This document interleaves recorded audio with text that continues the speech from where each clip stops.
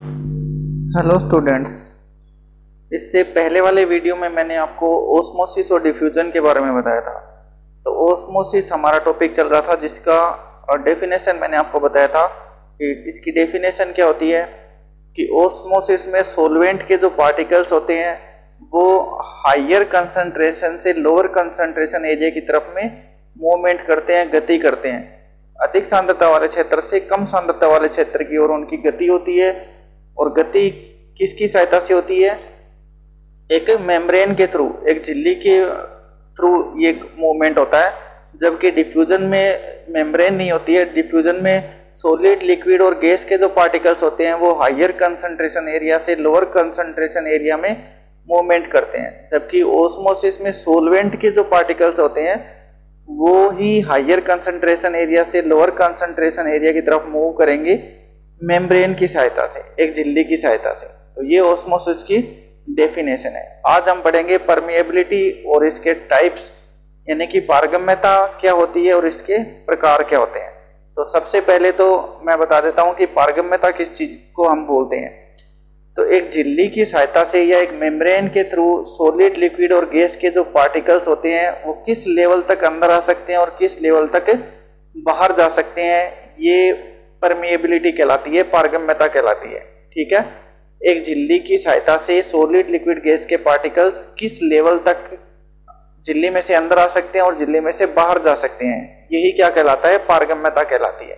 तो level of diffusion of solid, liquid, gas molecules through a membrane called as permeability, इसको हम क्या बोलते हैं? पारगम्यता बोलते हैं।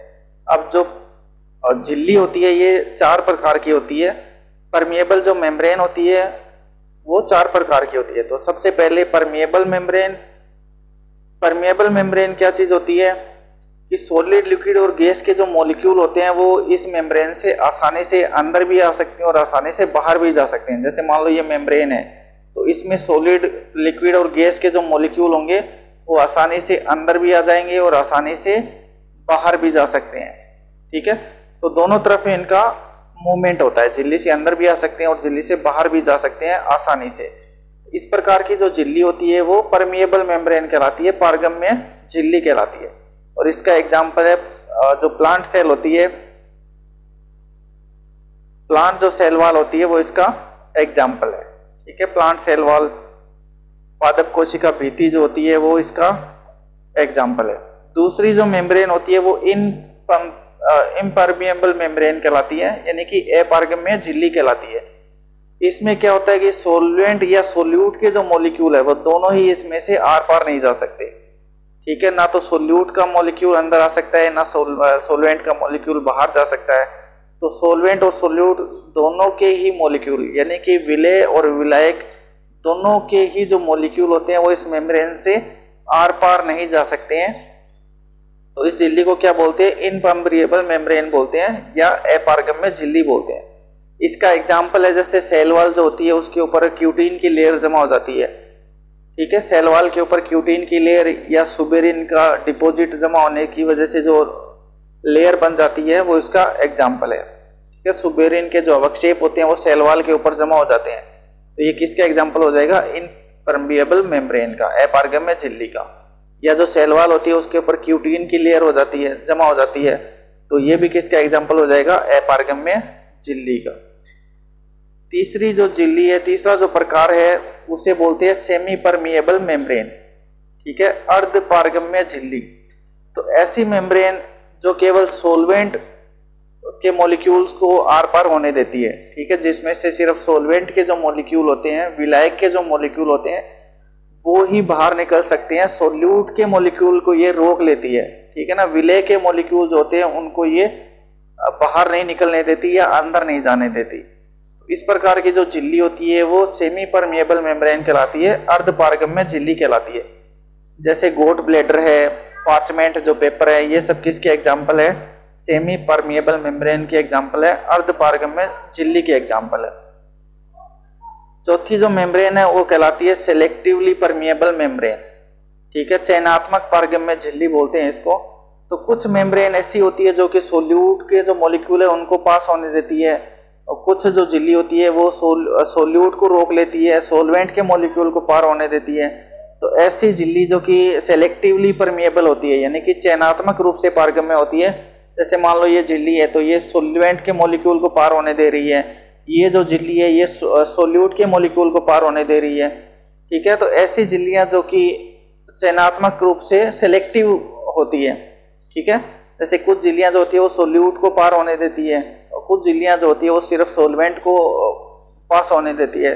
तो ऐसी जो झिल्लियां होती है वो सेलेक्टिवली परमिएबल मेम्ब्रेन कहलाती है।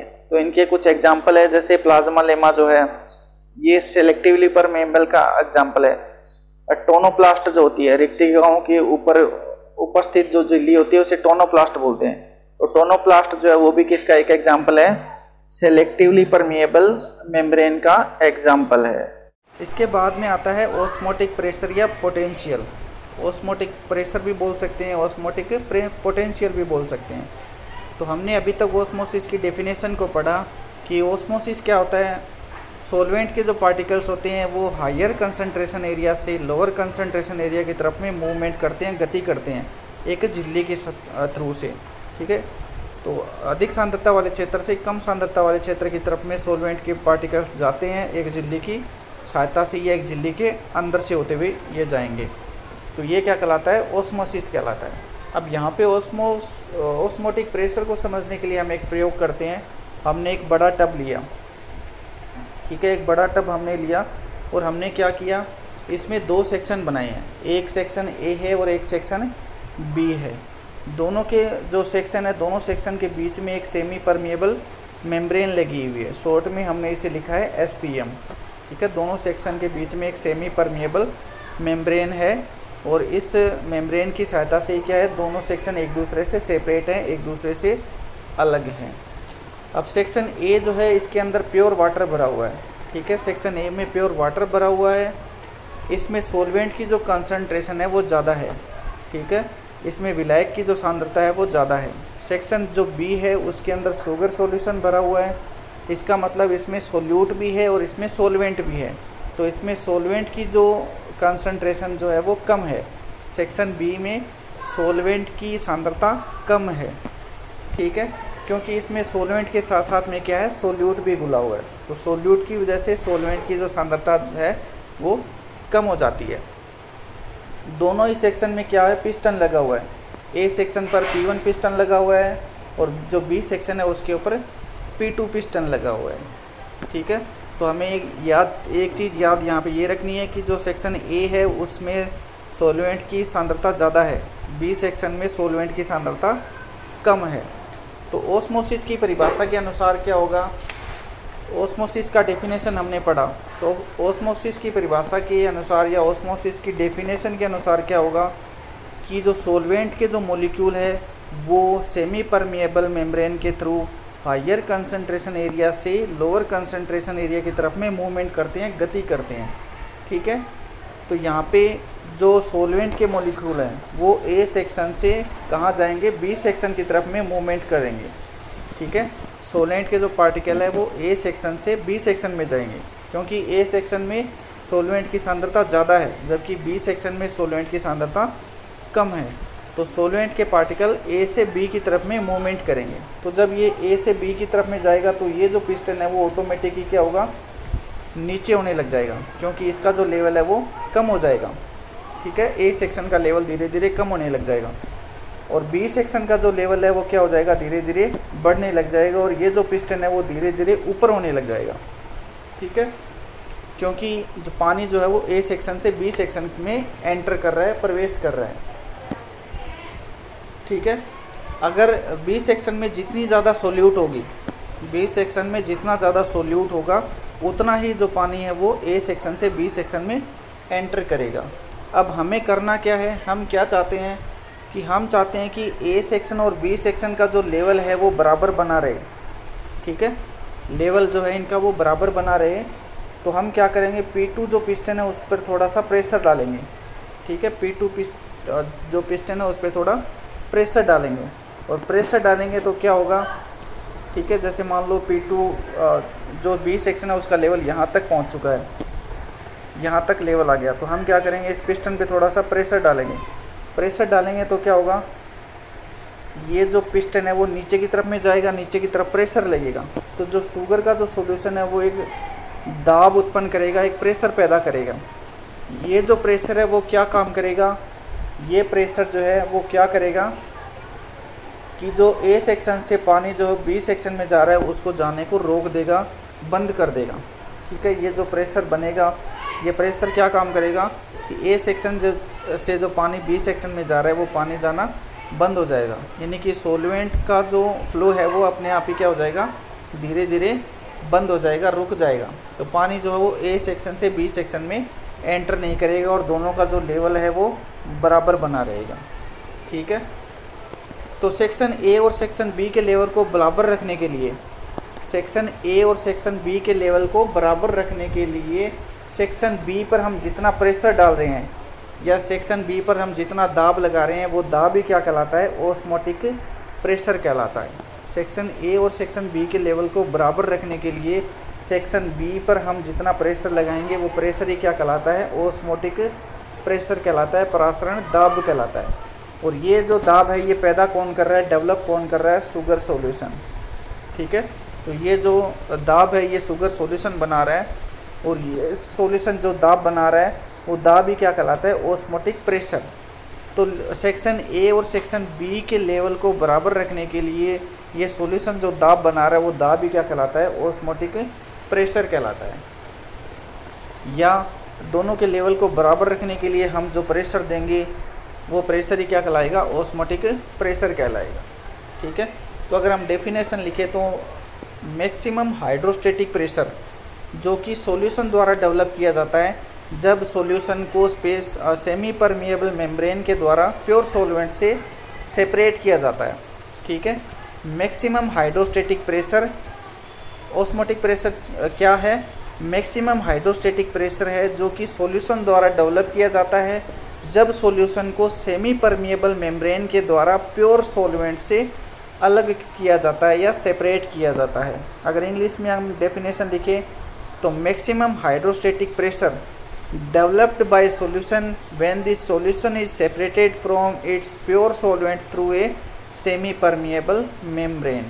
ठीक है, तो ऑस्मोटिक प्रेशर क्या हो जाएगा कि मैक्सिमम हाइड्रोस्टेटिक प्रेशर जो कि सॉल्यूशन द्वारा डेवलप किया जा रहा है जब सॉल्यूशन को सेमी परमिएबल मेम्ब्रेन के जरिए प्योर सॉल्वेंट से अलग रखा जाता है, सेपरेट रखा जाता है। तो ये प्रेशर ही क्या कहलाता है, ऑस्मोटिक प्रेशर कहलाता है।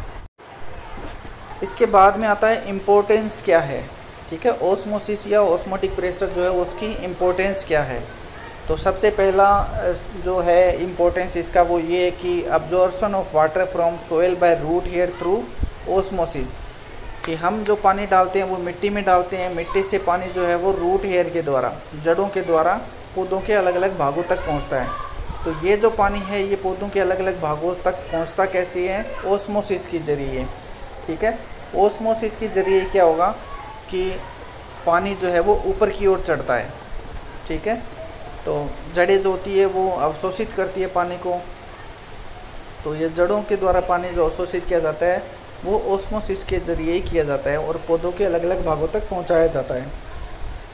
दूसरा इसका इम्पोर्टेंस है कि maintain the turgidity of organs, maintain the turgidity of organs. तो पौधों की जो टर्जिडिटी होती है या जो पौधों में टर्गर प्रेशर होता है उसको मेंटेन करने के लिए या उसको मेंटेन करने में हेल्प कौन करता है, ऑस्मोसिस करता है।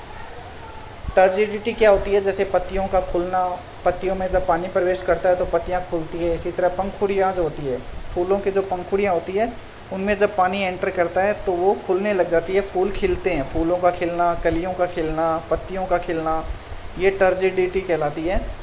ठीक है, तो इसको मेंटेन कौन करता है, ऑस्मोटिक प्रेशर करता है या ऑस्मोसिस करता है। तीसरा जो इसका इम्पोर्टेंस है वो है कि स्टोमेटा का रंध्रों का जो खोलना या बंद होना ये भी कौन करता है, ऑस्मोसिस के जरिए होता है। Closing and opening of stomata, रंध्रों के खोलने और बंद होने की जो प्रोसेस होती है वो भी ऑस्मोसिस के जरिए होती है। लास्ट जो इसका महत्व है वो क्या है, young cell increases their size, जो यंग सेल्स होती है वो अपना साइज़ बढ़ाती है, वो किसके ज़रिए साइज़ बढ़ाएगी? ओस्मोसिस के ज़रिए, ठीक है। ओस्मोटिक प्रेशर और टर्गर प्रेशर है, वो जो यंग सेल्स होती हैं उनके साइज़ को बढ़ाने में, सेल्स शुरू में छोटी छोटी होती हैं, उसके बाद में इनका साइज़ बढ़ता है, ठीक है। तो ये साइज़ को बढ़ाने का काम कौन करते हैं? ओस्मोटिक प्रेशर और टर्गर प्रेशर जो है वो सेल्स के साइज़ को बढ़ाने का काम करते हैं, ठीक है। तो यहाँ पर अपना ओस्मोसिस और जो डिफ्यूज़न है वो कंप्लीट हो जाता है। अब ओस्मोसिस और डिफ्यूज़न में मेन डिफरेंस क्या है? डिफ्यूज़न में तो क्या होता है, सॉलिड, लिक्विड और गैस के जो पार्टिकल्स होते हैं वो हायर कंसंट्रेशन एरिया से लोअर कंसंट्रेशन एरिया की तरफ में मूवमेंट करते हैं। और ओस्मोसिस में क्या होता है कि सॉल्वेंट के जो मॉलिक्यूल होते हैं, ठीक है ना, विलायक के जो कण होते हैं वो अधिक सांद्रता वाले क्षेत्र से कम सांद्रता वाले क्षेत्र की तरफ में एक झिल्ली की सहायता से मूवमेंट करते हैं, ठीक है। तो सॉल्वेंट पार्टिकल्स जो होते हैं वो हायर कंसंट्रेशन एरिया से लोअर कंसंट्रेशन एरिया की तरफ में मूवमेंट करते हैं थ्रू ए मेम्ब्रेन। तो ये इनमें मेन डिफरेंस है, ठीक है। वीडियो अगर अच्छा लगे तो लाइक, शेयर और सब्सक्राइब ज़रूर करें। वीडियो से रिलेटेड अगर कोई क्वेश्चन हो तो आप कमेंट बॉक्स में डाल सकते हैं, आपको उसका आंसर ज़रूर मिलेगा। वीडियो को लाइक ज़रूर करें और आप इससे पहले वाला वीडियो ज़रूर देखें। वीडियो अगर आप कंटिन्यू देखेंगे तभी आपको ये टॉपिक समझ में आएंगे। तो इससे पहले वाले वीडियो देखें, वीडियो को कंटिन्यू देखें और पूरा देखें, ठीक है। चैनल को सब्सक्राइब ज़रूर करें और ज़्यादा से ज़्यादा शेयर करें ताकि बाकी लोगों तक भी ये जानकारी पहुंच सके। Thank you.